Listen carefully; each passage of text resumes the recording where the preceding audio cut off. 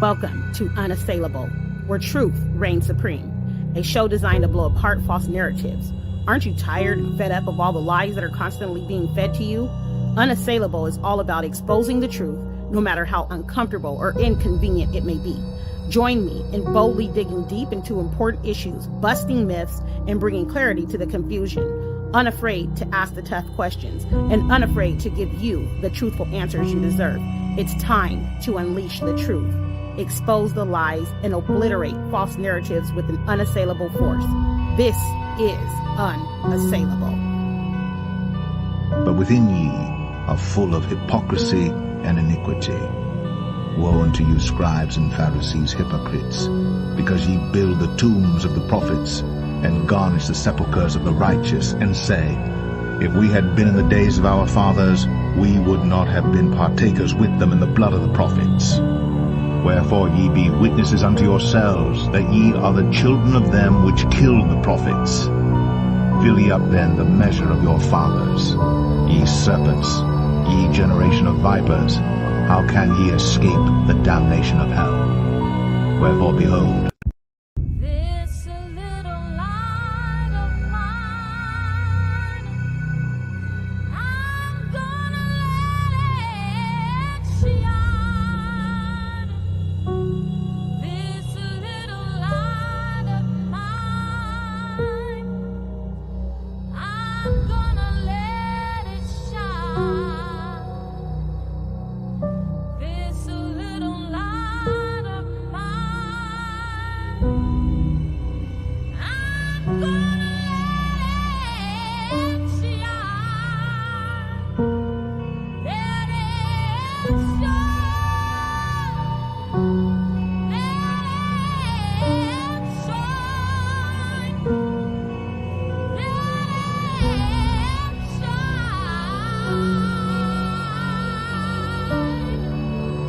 I saw Satan fall like lightning from heaven. This little light of mine, I'm gonna let it shine, let it shine, let it shine, let it shine. And there was no place for them in heaven any longer. So the great dragon was thrown out, the ancient serpent who is called the devil and Satan, the one who deceives the whole world. He was thrown to earth, and his angels with him, the accuser of our brothers and sisters, who accuses them before our God day and night, has been thrown down. They conquered him by the blood of the Lamb and by the word of their testimony. For they did not love their lives to the point of death. Therefore rejoice, you heavens, and you who dwell in them. Woe to the earth and the sea, because the devil has come down to you with great fury, because he knows his time is short.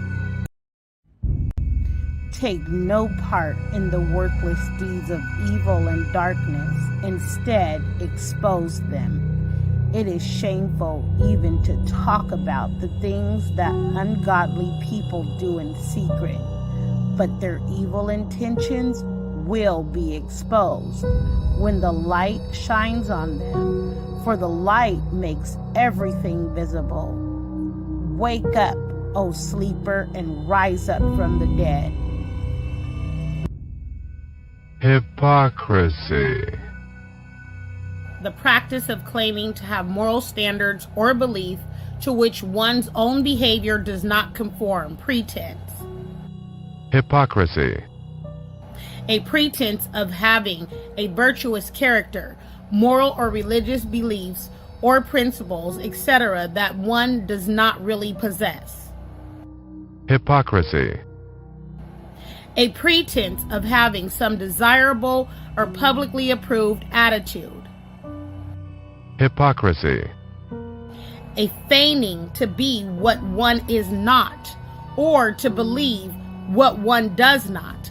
Behavior that contradicts what one claims to believe or feel. Hypocrisy.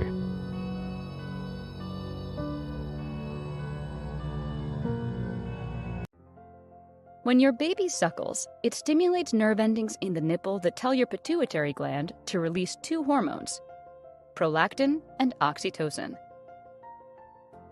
Prolactin causes your alveoli to take nutrients from your blood supply and turn them into breast milk. Oxytocin causes muscle contractions that push the milk out of the alveoli and through the milk ducts. The release of the oxytocin hormone while breastfeeding will also cause uterine contractions, which helps your uterus return to its pre-pregnancy size. Both prolactin and oxytocin help the mother form an emotional bond with her baby. Slave trade brought many advantages to Western societies. The primary duty of a slave was to work on plantations, increasing productivity. Slaves often worked long, tedious hours in the sun with no pay or reward for their hard labor. Their presence made traders and plantation owners more productive and made their living conditions very harsh.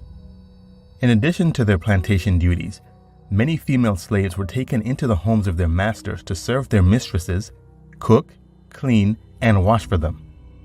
If a mistress had too many children, the domestic worker was made to help in caring for the child. After a while, female slaves were made to take the place of low-class women paid to breastfeed babies, a practice known as wet nursing. The practice was an excuse for many white mothers to avoid breastfeeding with hopes of maintaining their stature and avoiding the messy part of motherhood. The act was perceived as self-demeaning, and women who were seen breastfeeding were often thought of as uncultured, poor, and often shunned. Doctors of the time did all they could to prove that breastfeeding was an unhealthy act for women. It is believed that doctors were paid huge sums of money to write such reports. The children of slaves grew healthy, while many white families lost their children to poor health.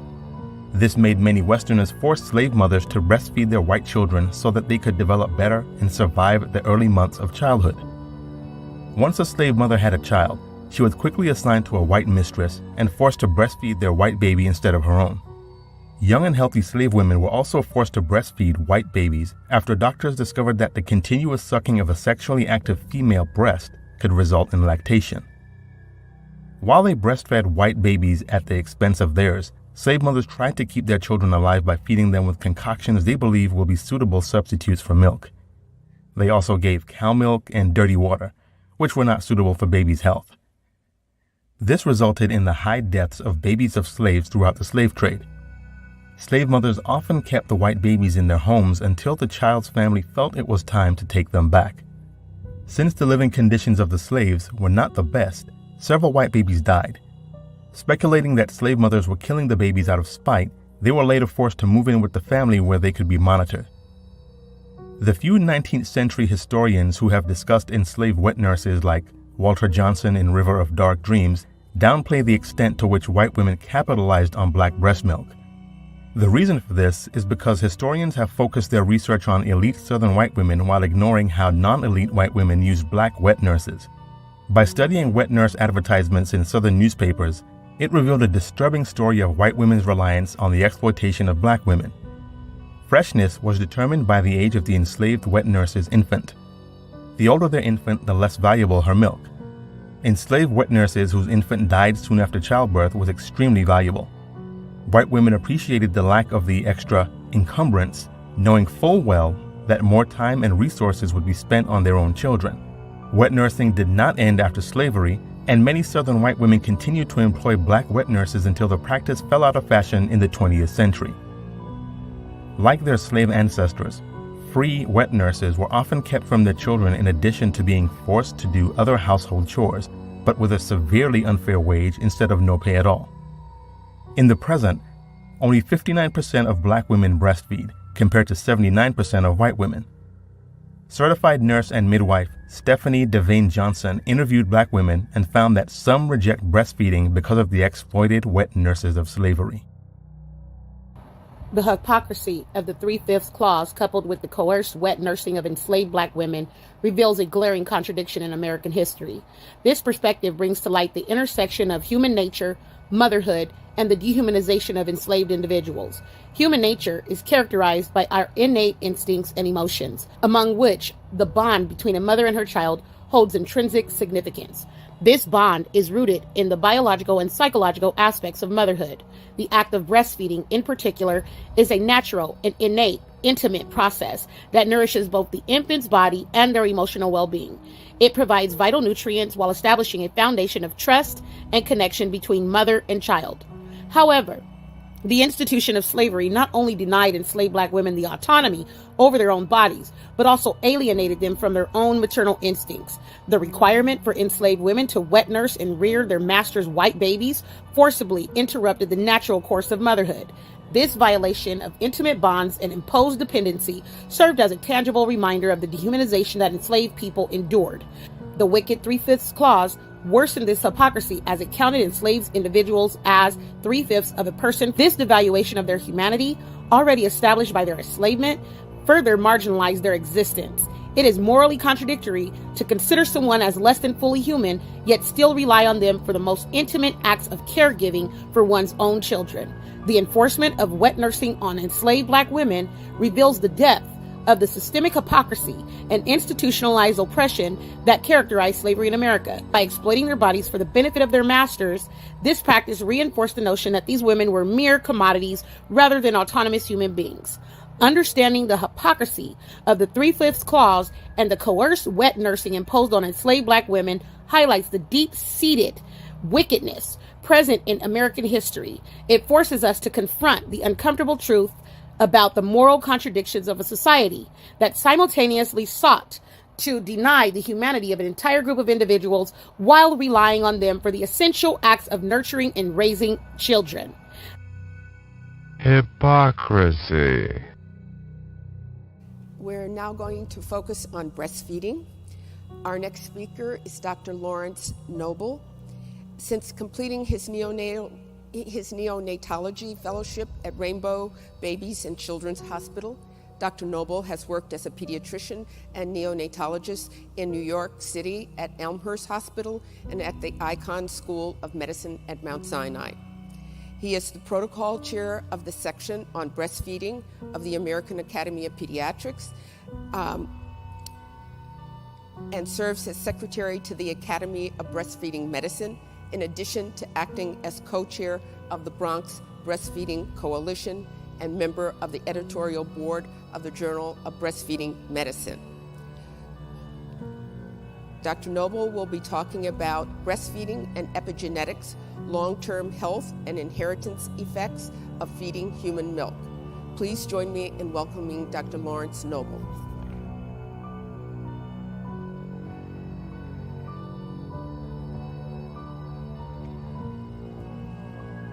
Thank you everyone for being here and for sort of sitting through all these talks. I don't know how you do it. We're gonna have fun right now. We're gonna just talk about breastfeeding and its importance and some of the effects of breastfeeding on our babies. In the beginning of last year, Lancet came out with this landmark series of articles about breastfeeding. And after multiple meta-analyses, they concluded that if we improved breastfeeding around the world, we could prevent over 800,000 annual deaths of infants and children less than the year of 5 worldwide every single year. They concluded that we could reduce the United States' annual medical costs by almost $2.5 billion every single year. Their other conclusions were medical. They found that we would improve children's IQ in children and adolescents, which of course means in adults eventually. We could decrease obesity, which we just heard this morning is a major problem. And we could decrease childhood leukemia. And that's just the effect on children. Obviously, there are also effects on mothers. But my question to you today is, how does this short nutritional intervention called breastfeeding in the perinatal period have a profound effect on long-term health? I mean, let's face it, how long do our moms really breastfeed their infants? 3 months, 6 months? Our better moms do it for 9 months, 12 months, a year, 2 years, 3 years. Eventually, every mom has to stop. And the question is, how could a relatively short nutritional intervention make such a big difference on the long-term health of children? How can that happen? And what I'm hoping to convince you through this morning's talk is that epigenetics and breast milk plays a huge role in terms of that. We all know what genetics is, right? We all learned about it. Even those of us with gray hair learned about genetics. We have DNA, which goes to RNA, which goes to the proteins, and the proteins determine what our phenotype will be, how we actually turn out.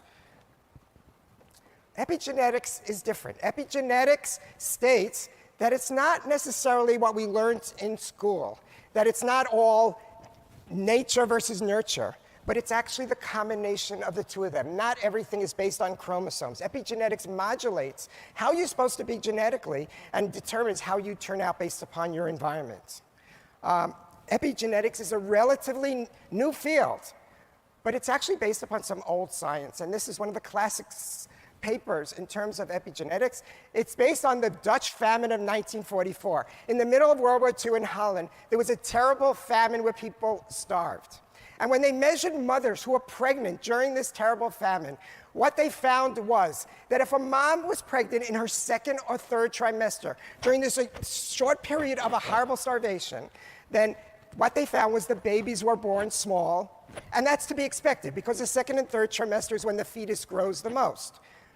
But even though the babies were born small, when those babies grew up and they had children of their own, those were babies that were born were normal size. So second or third trimester, babies born small, but their children were normal size. But this is where it gets really interesting. When they looked at the moms that were pregnant in the first trimester, during this acute starvation, during this famine, what they found was, as expected, their babies were born small because they had a lot of time to catch up in terms of their growth because there was more food later on during the pregnancy. But what wasn't expected was, when those infants grew up and had children of their own, those children were often, SGA, were often small for gestational age. So what we see is, if the moms were pregnant, in the first trimester, their babies were normal size, but the children of those babies ended up being small for gestational age. So what we see here is a nutritional intervention, and a relatively short nutritional intervention. We don't usually think of a famine as a nutritional intervention. It's a little bit acute, a little bit serious, but what we see is a nutritional intervention that made a change that somehow affected not only the mom and not only her fetus and infant, but actually went to the third generation, to the children of those children. And all of a sudden we see an effect that doesn't change to the genetics, but changes to the epigenetics, which can go from one generation to another. The molecular basis of epigenetics is based on two processes. The first one and most important is called DNA methylation. DNA, as you know, is made up of 4 nucleotides, and one of them is cytosine. And if you methylate that cytosine, what happens is you turn off the gene. So everyone has to remember, so they understand the next part of the talk, that DNA methylation turns off a gene. The other basic mechanism of epigenetics is histomodification.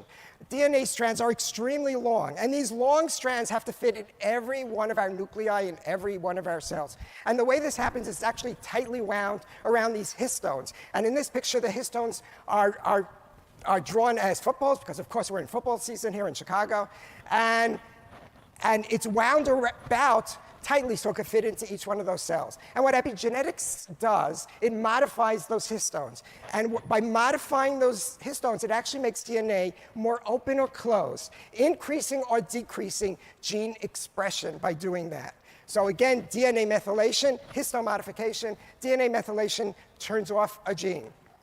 And here we see a picture of monozygotic twins on your left. And they assure me that these are monozygotic twins, and their hair hasn't been dyed. But as you can see, they look alike, but they have different colored hair. Obviously, they have the same genetics, but somehow different epigenetics. And in the other picture, you see monozygotic mice. And as you can see, nobody dyed their fur, but the fur is different colors. So obviously, this is not a genetic change, but somehow it's an epigenetic change. Once epigenetics is established, it sort of lasts through the life of a person, and it can actually be inherited, as we saw in the Dutch study, where we saw it inherited up to 3 generations. In animal research, it's been demonstrated that can be inherited up to 5 generations. Now, breast milk has within it RNA, and they're small RNA. They're much smaller than the RNA we're used to. They're much smaller than messenger RNA or ribosomal RNA. And the red line shows the RNA and the size of the RNA in breast milk. But we're going to focus on that little blip that you see in the blue circle. Everyone see that blue circle and that little blip? That little blip is microRNA. It's tiny little RNA that's only 20 to 25 nucleotides in size. And interestingly enough, breast milk contains within it more microRNA than any other body fluid. So obviously, it has an important role to play. There are 1.3 times 10 to the 7 copies per liter per day given to a breastfed infant. So he's getting much of this microRNA.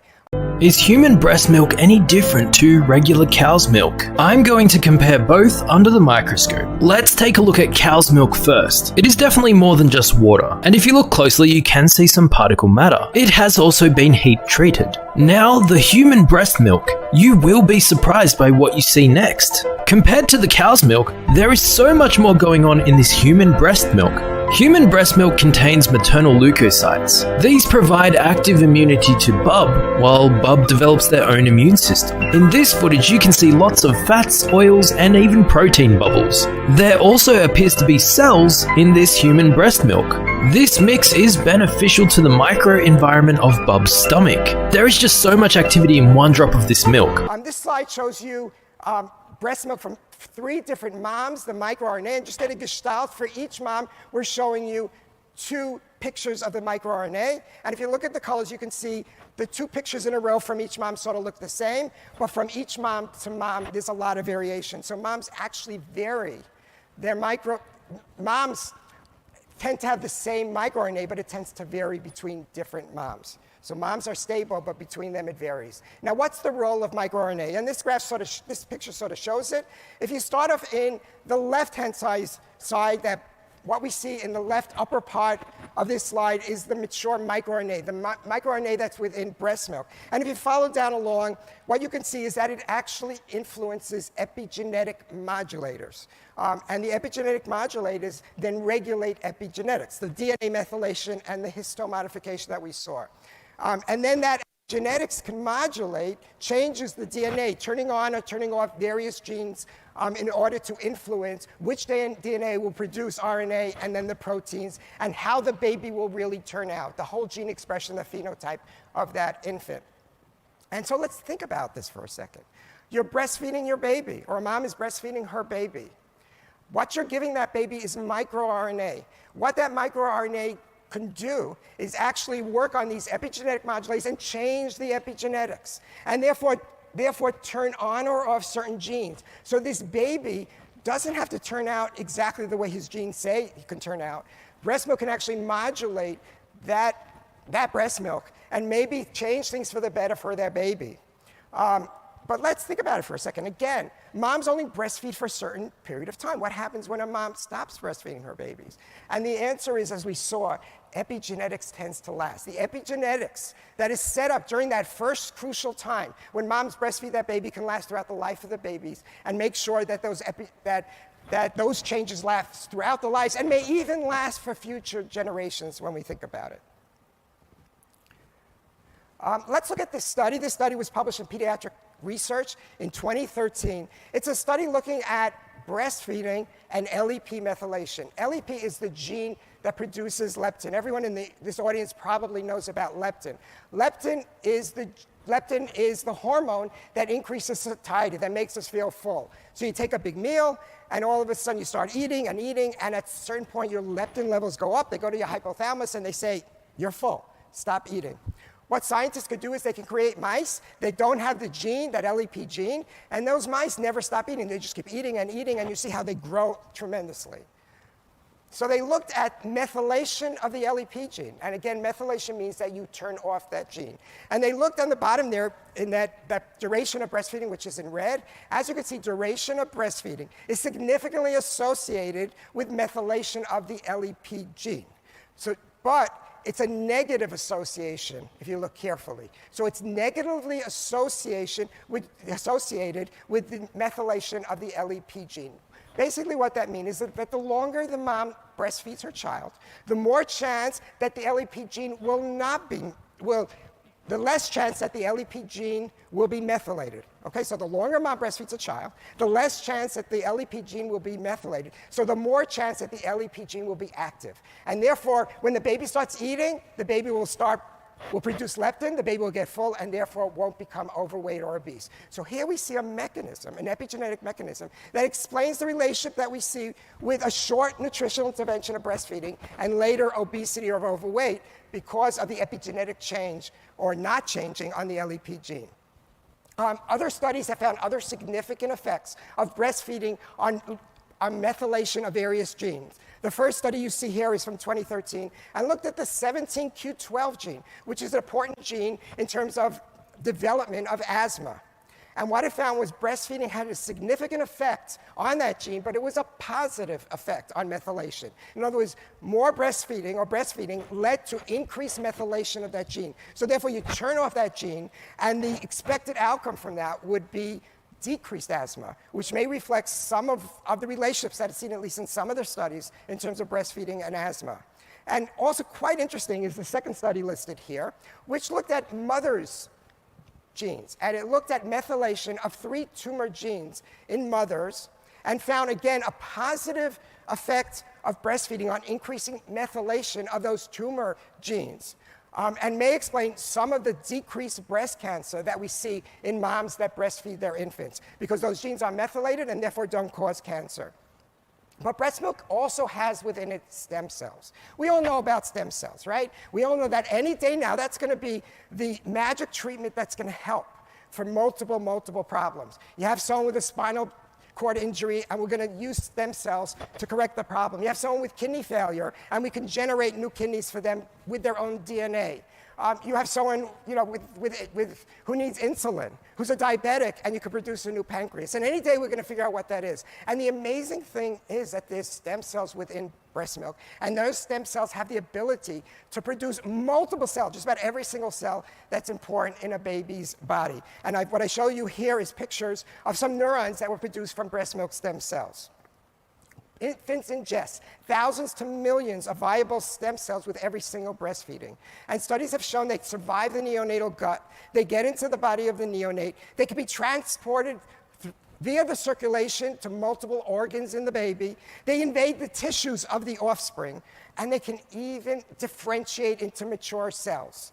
And many people have said to themselves, like, what are these stem cells doing? There's a lot of them. What could they be doing? A bunch of us have speculated that there may be a role of these stem cells improving homeostasis and regeneration. Let's say you have some neurons in a baby's body that just aren't growing the way they should. Or you have some mild hypoxic damage to a baby's brain. Or somewhere else in the body something goes wrong. Maybe some of these stem cells can actually go to those areas and repair the damage before it gets too bad. And thereby, it may play a role in some of the effects of breastfeeding that we see on neurodevelopment and later IQ. But I think this talk can be summed up with this one slide. And in this slide, what we see is this girl talking to her mother and saying, "So I blame you for everything. Whose fault is that?" The more we learn about the science of breast milk, the more we realize that the outcome of our children is dependent on whether or not their mothers can breastfeed their infants. And as the slide shows us, we blame our poor mothers for everything, including whether or not they can breastfeed their children. Even if they try to breastfeed it unsuccessfully, we still blame our mothers. Our role as pediatricians is crucial. We pediatricians have to help our mothers so that they can succeed with whatever breastfeeding expectations they have in order to improve the outcomes and the health outcomes of our infants and our children. Thank you.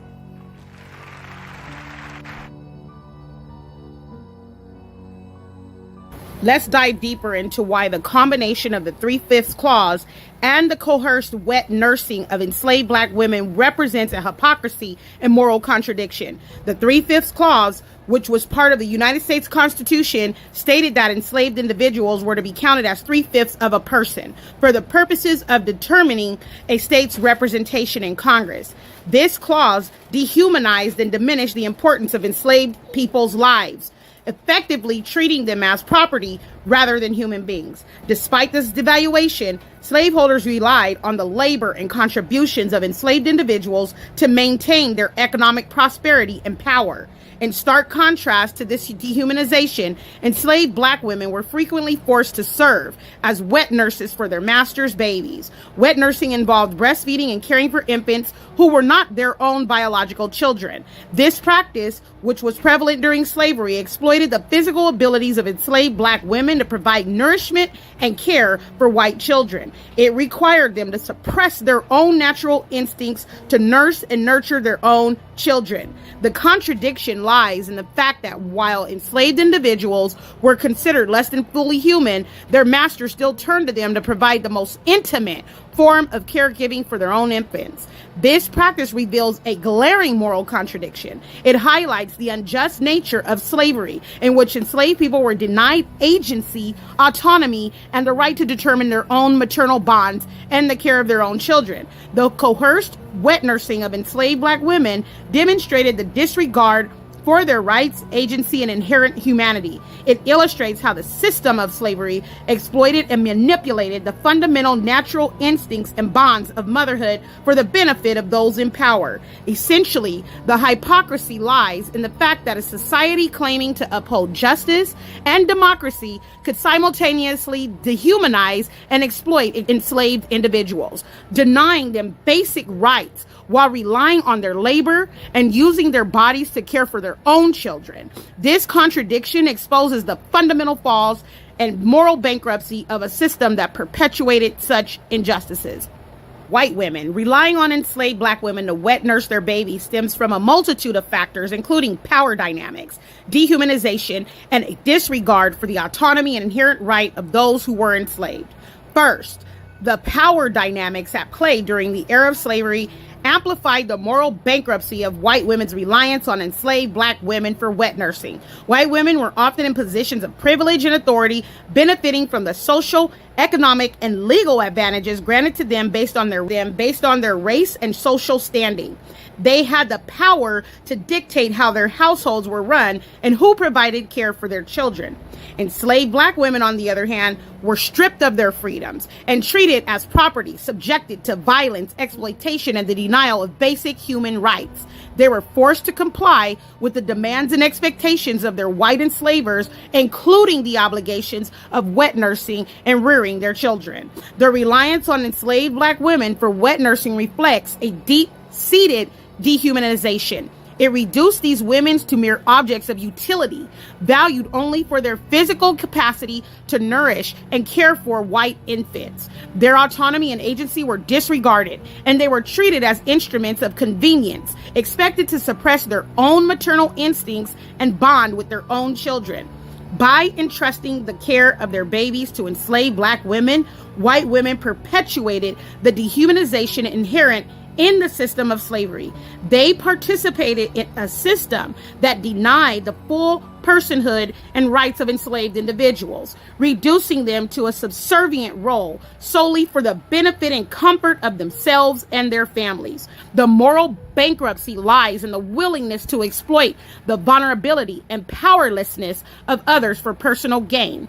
White women, by relying on enslaved black women for wet nursing, perpetuated the oppression and injustice of slavery, even within their own homes. They upheld a system that perpetuated dehumanization and denied fundamental rights, perpetuating the cruelty and inequities inherent in slavery.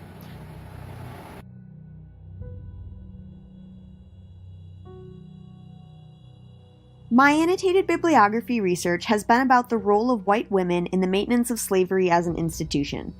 The biggest takeaway that I have learned is that white slaveholding women felt entitled to exert a tremendous amount of control over their slaves. They played a very active role in furthering slavery for their own interests. White women helped the maintenance of slavery because they reaped immense benefits from it. White women were willing to participate in slavery because in many southern states, slaves were essentially the only property that a woman could independently own from her husband. Additionally, Southern slave-owning women routinely sexually assaulted black men or coerced black men into relationships, revealing the degree to which they truly felt ownership over the black body. Finally, white slave-owning women perpetuated slavery by creating a market demand for enslaved black women to serve as laborers and caretakers of their children. In 1824, before women in the North could own any property, married women in Florida were granted the right to own property as a result of the Adams-Onis Treaty. Later, Mississippi, North Carolina, and the Arkansas Territory would also pass laws that protected a married woman's rights to own her own slaves. These laws included protection against a woman's slaves being taken away from her to pay her husband's debts or estates, and also allowed women to use their slaves as collateral to get loans. White women were afforded these protections because political leaders saw them as a key to Western and Southern expansion, especially in Florida. They needed women to move to these territories so they could establish households and serve as nurses of patriotism in the wild territories. Letting them own slaves was one way that they could convince white women to stay in the territory, while also serving their own interests of expanding slavery in general. For white women, the ability to own slaves was a crucial way for her to support herself if her husband died or racked up too much debt.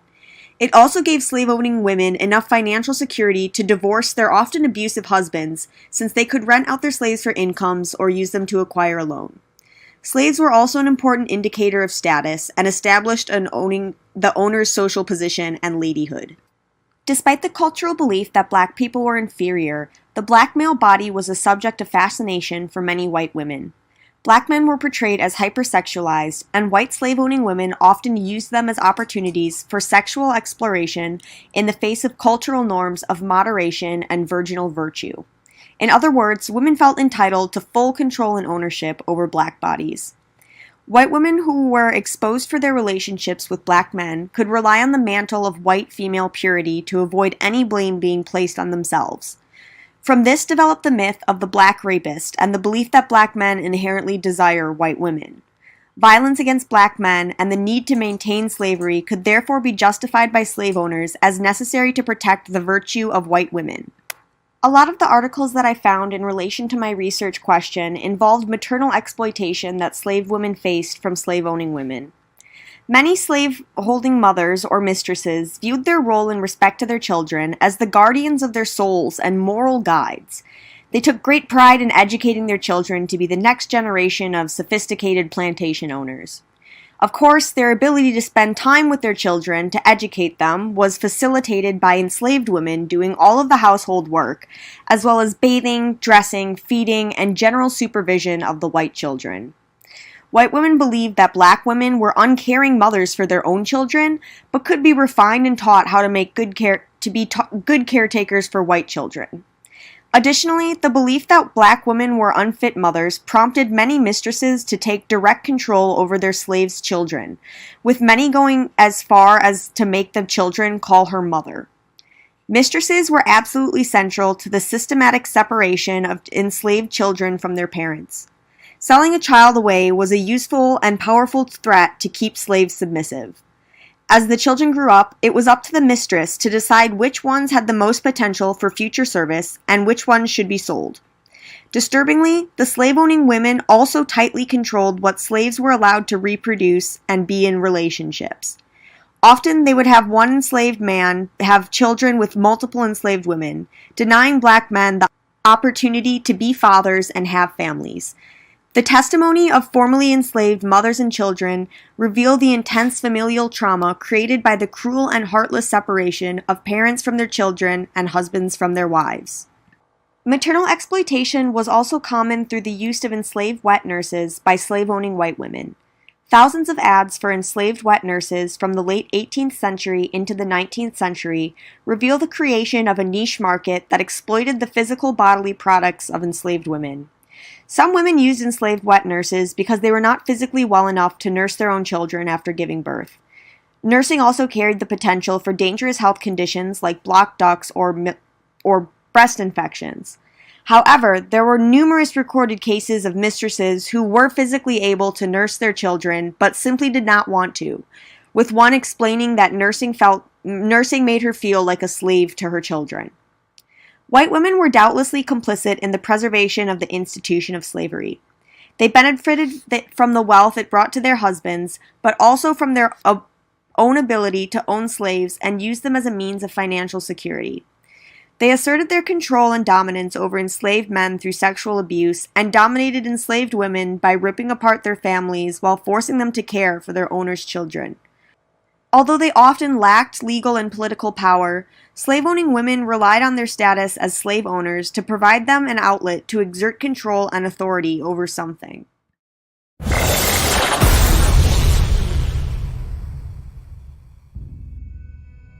Hypocrisy. The practice of claiming to have moral standards or belief to which one's own behavior does not conform, pretense. Hypocrisy. A pretense of having a virtuous character, moral or religious beliefs or principles, etc., that one does not really possess. Hypocrisy. A pretense of having some desirable or publicly approved attitude. Hypocrisy. A feigning to be what one is not, or to believe what one does not. Behavior that contradicts what one claims to believe or feel. Hypocrisy. There's nothing more shameful in our country's past than slavery.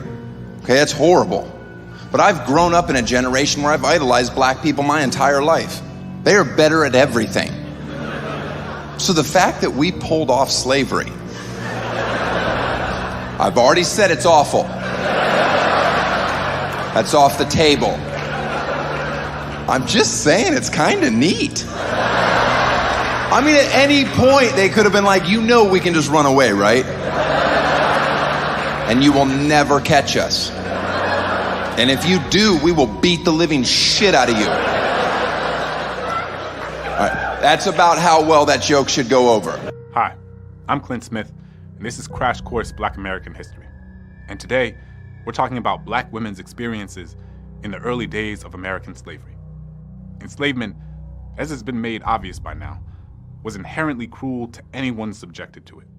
But it's important for us to note the unique ways that men and women experience the institution in different ways because of their sex. Women's experiences under slavery gave them specific vantage points from which to observe what was happening around them, and also left them particularly vulnerable to some of the most horrific parts of the institution.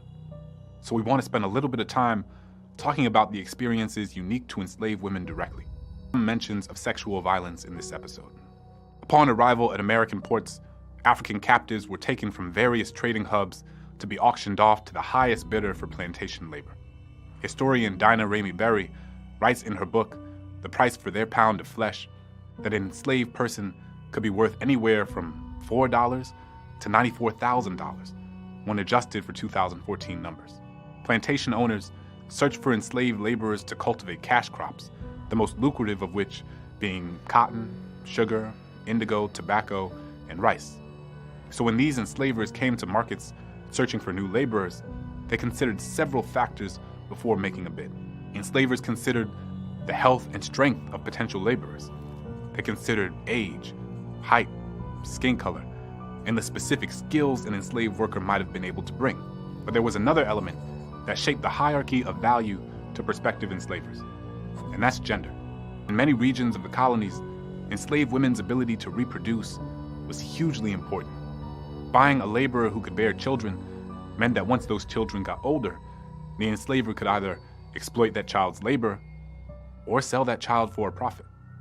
And as we've discussed, one of the most consequential laws that developed around slavery in the colonial era was Virginia's use of partus sequitur ventrum, codified by the Virginia Assembly in 1662, which established the legal precedent that defined an enslaved person by their mother's status, not their father's. Therefore, regardless of the father's race, an enslaved black woman's child would automatically be classified as the property of her enslaver, meaning that children had from an enslaved woman and a white man who may have even enslaved her would be born into slavery and owned by their father. In their jobs on plantations, enslaved women sometimes did domestic labor, which consisted primarily of cooking, cleaning, waiting on the lady of the house, and caring for the children of the estate. New and nursing black mothers would often be forced to prioritize the care of the white children of the estate, even at the expense of their own children. It was not uncommon for enslaved women to breastfeed white infants, as it was a task that white women on the plantations sometimes preferred not to do. But while there were many black women who engaged in domestic labor, in most cases, enslavers directed women to work outside the home, working the land alongside the men and even their children. Motherhood is an integral part of the human experience, and maternal instincts are a natural and powerful force. The bond between a mother and her child is built on emotional attachment, care, and nurturance. This bond has profound impacts on the physical, emotional, and psychological well-being and development of both the mother and the child. However, the institution of slavery denied enslaved black women the agency to exercise their own maternal instincts and experience the fullness of motherhood. By forcing them to wet nurse white babies, white women and slaveholders actively suppressed the natural inclination of enslaved mothers to bond with and nurture their own children.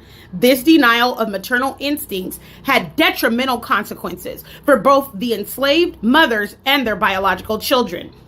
Enslaved mothers were robbed of the opportunity to develop a deep and meaningful bond with their infants, to breastfeed them, and to provide the nurturance and love that comes with motherhood. This deprivation often led to immense emotional distress and trauma for both the mother and the child.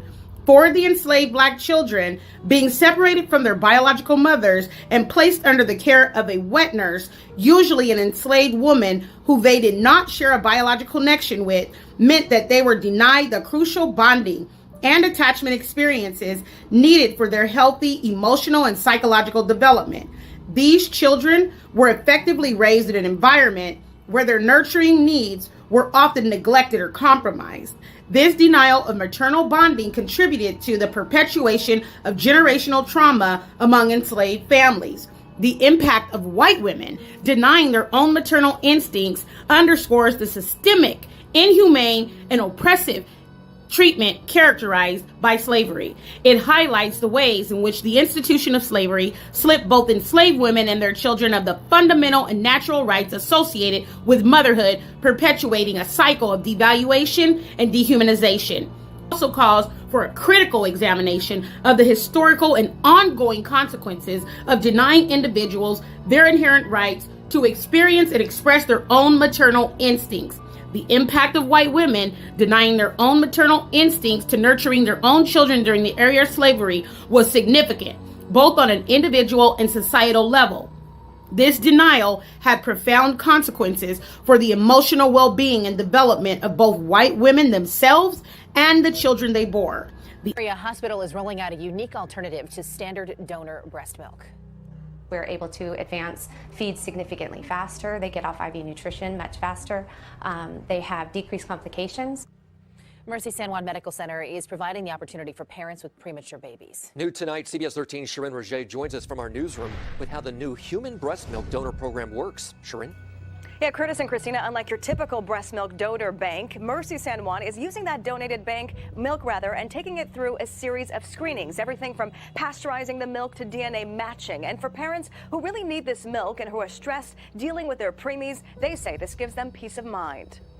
Peering through the glass window of her newborn baby's NICU bed, mom Natasha Kahn of Woodland wants to know how her little girl is doing. We're not sure what to do because she's so tiny. Kahn's baby was born premature, 2 months before the expected due date. We did not expect that, obviously. They're just regular checkup. They turn into delivery. Mercy San Juan Medical Center was able to provide human breast milk for the baby within 24 hours of her birth. And not just your typical donated milk from your standard breast milk bank, but this milk was pasteurized. It's pasteurized, so it makes me feel much better. She needs to get the calories and weight put on, so because she's so early. When it comes to donor breast milk, the neonatal intensive care unit uses the products and services of a company called Prolacta. Definitely unique to our region. We are the first NICU to utilize an exclusive human milk diet for premature babies under 28 weeks. The milk undergoes a series of safety screenings. They test for substances of abuse that other milk banks do not test for. They test for nicotine, marijuana, opiates, and other drugs. And they also use DNA matching technology. They do DNA matching so that they make sure that the milk that is donated comes from that qualified mother that has been medically screened. Now here at Mercy San Juan, in addition to the donated human milk, there's a human milk additive that essentially adds calories and protein to optimize growth. The concentrated nutrition additive really supports their baby and minimizes their complications. And minimizing complications, the big hope for parents like Natasha and Joe. I'm hoping she's just healthy as she can be and take her home. And they've been providing this opportunity for parents for a little under a year now, and they say feeding preemies exclusively human breast milk in this way has shown to have some very positive outcomes. All right, Shirin, thank you. Motherhood is a transformative experience that invokes a wide range of emotions, instincts, and behaviors aimed at providing love, care, and support for one's children. Nurturing one's own offspring is a fundamental aspect of motherhood and is deeply ingrained in human nature. It is through nurturing that bonding, emotional connection, and healthy development flourish. However, in the context of slavery, white women who were slaveholders denied their own maternal instincts by delegating the care and nurturing of their children to enslaved women, particularly through forced wet nursing and child rearing. By doing so, white women neglected an essential aspect of their own role as mothers, compromising the opportunity for a deep maternal bond with their own children. This denial of their own maternal instincts had several ramifications. Firstly, it perpetuated a sense of detachment between white women and their children. Instead of developing a close, loving relationship through the acts of breastfeeding, bonding, and providing care, white women distanced themselves from the physical and emotional aspects of motherhood. This detachment and emotional distance hindered the formation of a strong maternal bond, potentially leading to emotional disconnection and a lack of understanding between mothers and their children. Secondly, the onus of caring for white babies fell on enslaved women who were forced into the role. These enslaved women were often separated from their own children and families, thus experiencing the anguish of being unable to nurture and care for their own offspring due to the demands placed upon them by their white enslavers. This created a multitude of emotional and psychological challenges for enslaved mothers, fostering grief, feelings of powerlessness, and a sense of inadequacy in fulfilling their own maternal instincts. Motherhood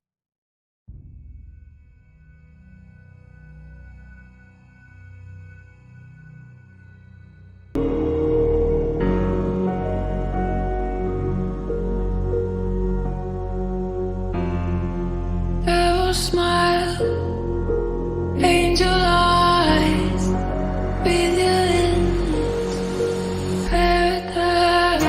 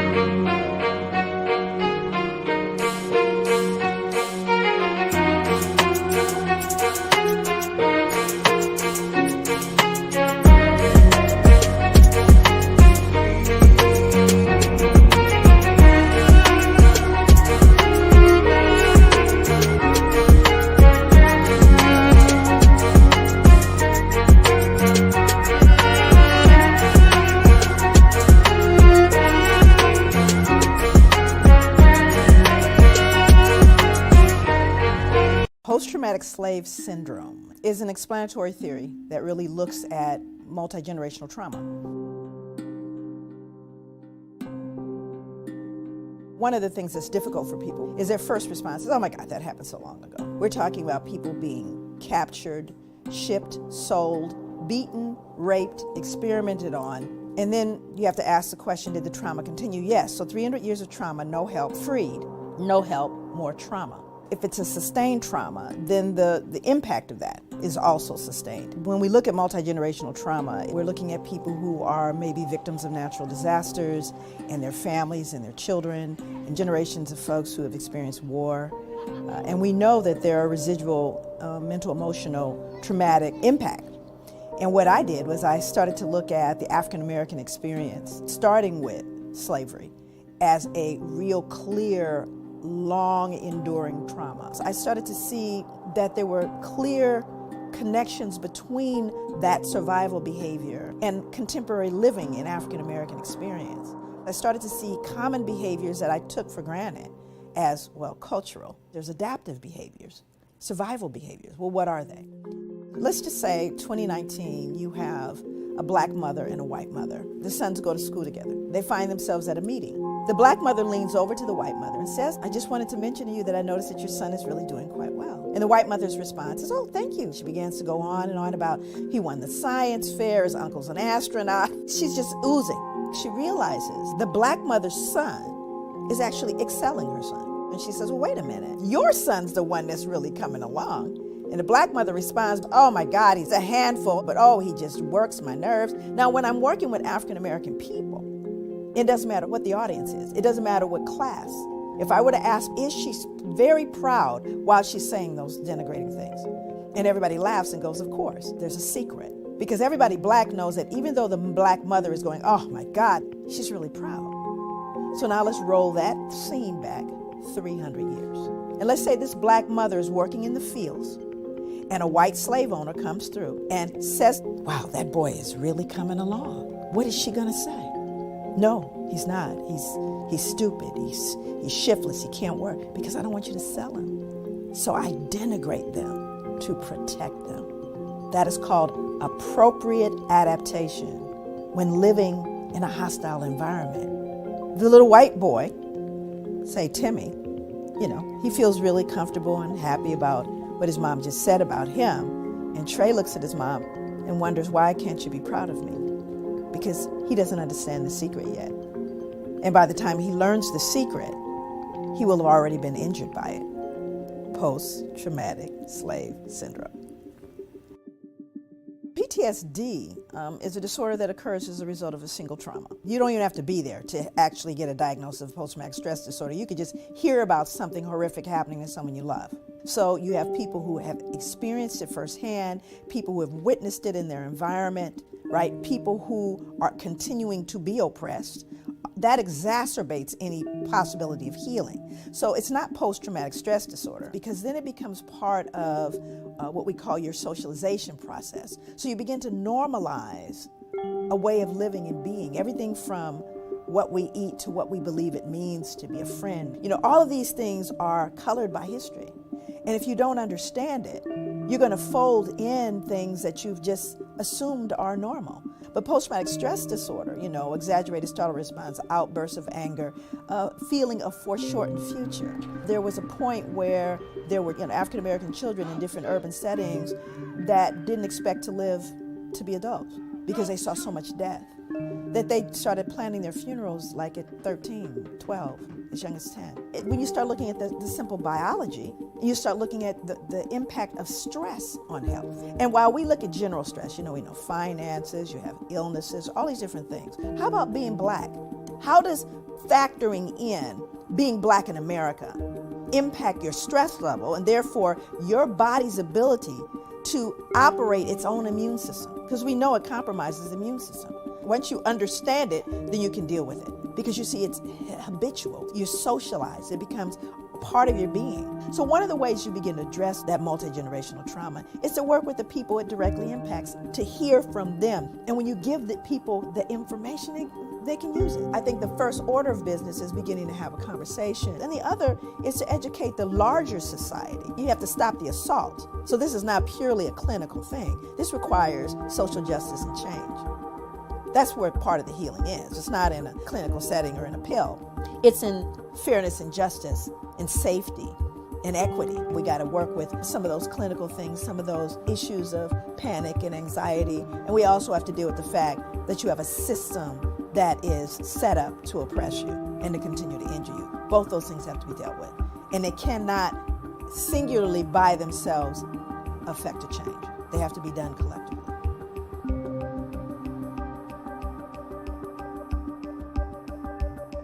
Lastly, the impact of white women denying their own maternal instincts reinforces the harmful power dynamics inherent in the system of slavery.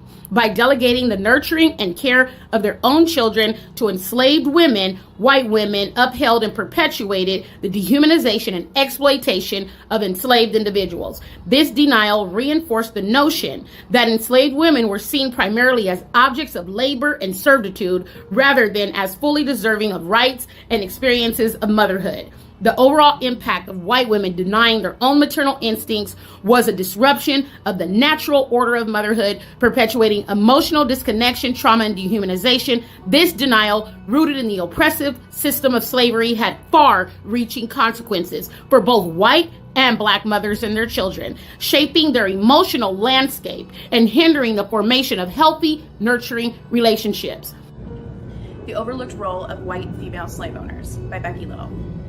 Most Americans know that George Washington owned enslaved people at his Mount Vernon home, but fewer probably know that it was his wife, Martha, who dramatically increased the enslaved population there. When they wed in 1759, George may have owned around 18 people.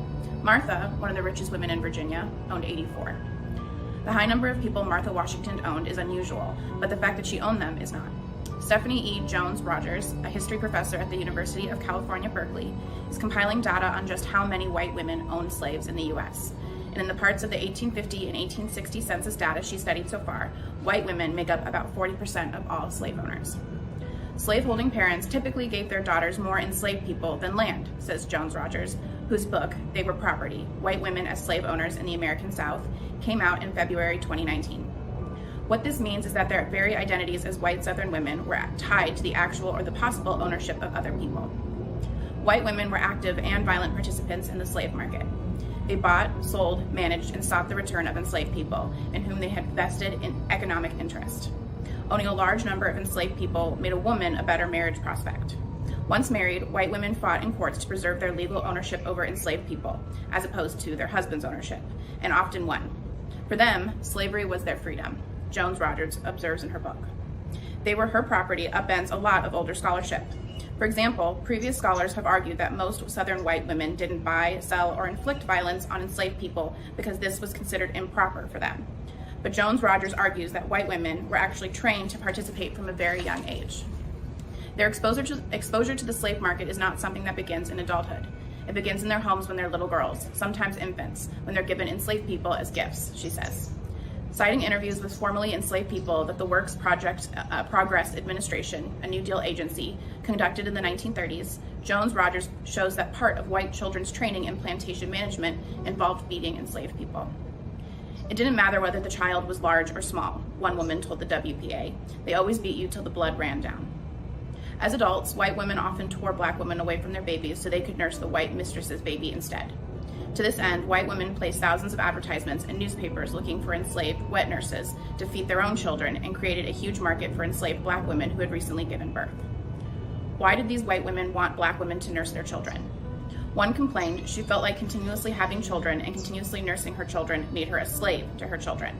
That's an actual quote, Jones-Rogers says. Some black women reported in WPA interviews that their mothers would always give birth around the same time as their white mistress, suggesting these mistresses were also orchestrating the sexual assault of enslaved women. There were instances in which formerly enslaved people did in fact say that their mistresses either sanctioned acts of sexual violence against them that were perpetuated at the hands of white men, or that they orchestrated instances of sexual violence between two enslaved people that they owned in hopes of producing children from these acts of sexual violence, Jones-Rogers says. White women also fought to maintain the wealth and free labor that slavery provided them through the Civil War. As Union troops made their way through the South freeing enslaved people, white women would move enslaved people farther from the soldiers' path.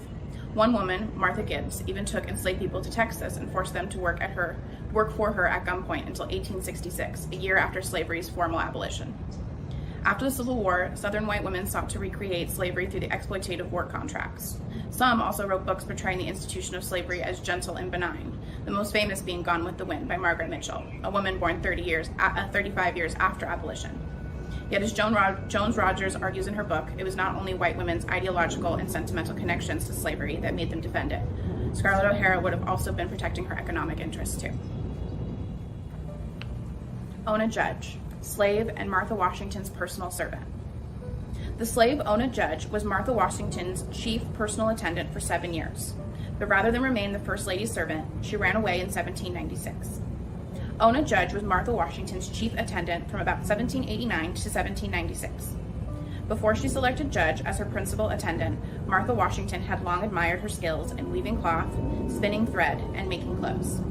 She made clothes for George and Martha Washington and their slaves at Mount Vernon, George Washington's Virginia plantation. At Mount Vernon, Judge also made soap, churned butter, dipped candles, washed clothes, and prepared meals. In 1789, when Judge was about 15 or 16 years old, Martha Washington selected her as her body servant. Martha Washington was now the First Lady, and she and the newly elected president were preparing to move to the official presidential residence in New York, then the nation's capital. From 1790 to 1800, Philadelphia was the nation's capital. When the president and Mrs. Washington moved to the president's house in Philadelphia in November 1790, they took Judge and some other enslaved Africans with them. Judge's mother was the Mount Vernon slave seamstress Betty. Judge's father was Andrew Judge, a white indentured servant from Leeds, England, who had come to America in 1772. He was a tailor at Mount Vernon. After 4 years there, Judge gained his freedom, while Betty and his daughter remained enslaved. No images of Ona Judge are known to exist, but she was light-skinned because of a white contemporary of hers who had visited the Washingtons' main house noted that all the slaves laboring there had a skin color like a white person.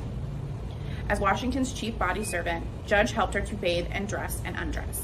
She also combed her hair and starched the cap she always wore on her head.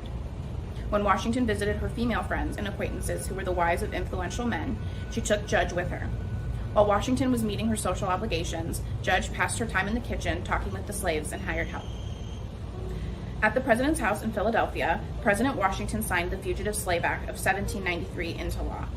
It allowed slave owners to recapture their slaves, go to a local court in the state of recapture, present proof of ownership, and be issued a certificate permitting them to take their slaves back into bondage. The law also imposed a $500 fine on anyone who tried to help a slave escape or tried to hinder the efforts of anyone who was trying to recover the slave. Following the March 1796 marriage of her granddaughter Elizabeth Curtis, Martha Washington told Judge that she would be a wedding gift to the newlywed couple. They had honeymooned at the Washingtons' residence. Not wanting to be a slave all her life, Judge decided to try to escape from the northern city of Philadelphia rather than try to escape from Mount Vernon, where the Washingtons would return in 1797 when George Washington's presidency ended. Judge had friends among the free blacks in Philadelphia. Someone either slave or free carried her packed clothes out of the president's house prior to her escape. She fled in May or June of 1796 as the Washingtons were eating dinner. She hid in a house in Philadelphia until blacks directed her to the sailing vessel Nancy, which landed in Portsmouth, New Hampshire. In Portsmouth in January 1797, Judge married Jack Staines, a black sailor. They had 3 children, Eliza, Nancy, and William. After Staines died in 1803, Ona Marie Judge Staines, as she was then known, worked briefly as a maid in a private residence. As a slave, she was most likely called Oni, but she preferred the name Ona. But soon she and her children moved to Greenland, New Hampshire, and became boarders in the home of a black family named Jacks. Judge's children died before she did. As she aged, doing manual labor to earn money was not possible. The Jacks' daughters with whom she had continued to board were also aged. The women survived because of the community of Greenwood, which had very few blacks, gave them wood for fuel and food. Despite the hardship of her life, in an interview printed in a New Hampshire newspaper in 1845, Judge said that she never regretted seizing her freedom. She died in Greenland on February 25, 1848. Because of the Fugitive Slave Act of 1793, she was a fugitive for the last 52 years of her life. The denial of maternal instinct by white women during the era of slavery continues to have profound individual and societal consequences that echo in today's society and world.